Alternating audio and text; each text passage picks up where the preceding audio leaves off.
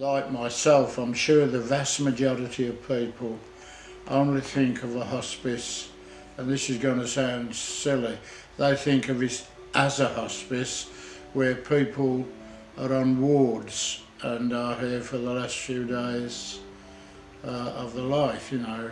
That was my point of view and understanding of it. And actually when I came here, all of that disappeared, like magically.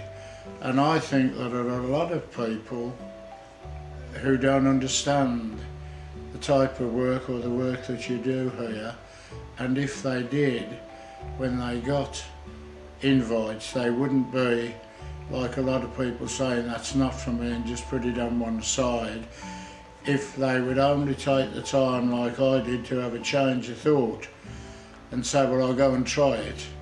I was visited by a lady from Canterbury, Tricia, and she came to see me after I came out of hospital. She said that I would possibly receive an invite to attend a therapy course, and I was a bit dubious about that actually, because I couldn't envisage myself sitting in groups of people, you know, and doing little things that I have done.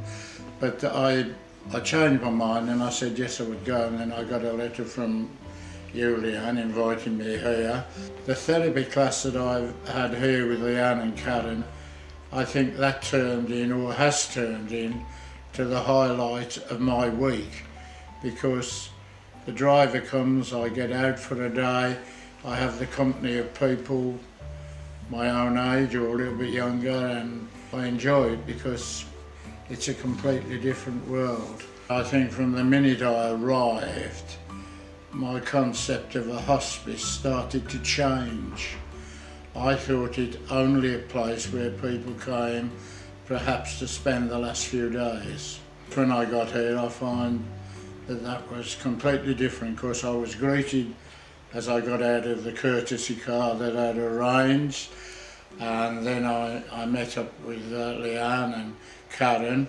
I was introduced to some of the group of people who were there, and we talked with one another, and then we had a cup of coffee and settled down. And after that we were invited to go down to a work table, you know, where you sit us, and I did things there that I never dreamed I'd be able to do or would even attempt to do. And I found that the whole experience was lifting me up a bit out of myself, because I was pretty down at the time, having just lost my wife 12 months ago. Whilst I was here on that day, the time went very quickly. I was looked after tremendously well, wasn't I? And we had a nice lunch. By the time it came to go home, I'd had a very thoroughly, what I call, an enjoyable day. And I found that Leanne and Karen, they were absolutely marvellous. We were doted on hand and foot, and everything that we wanted was there. You know, we could have it, and it was supplied, and they didn't leave us to sit there and go down on our own. All the time you're looking after us like you are today.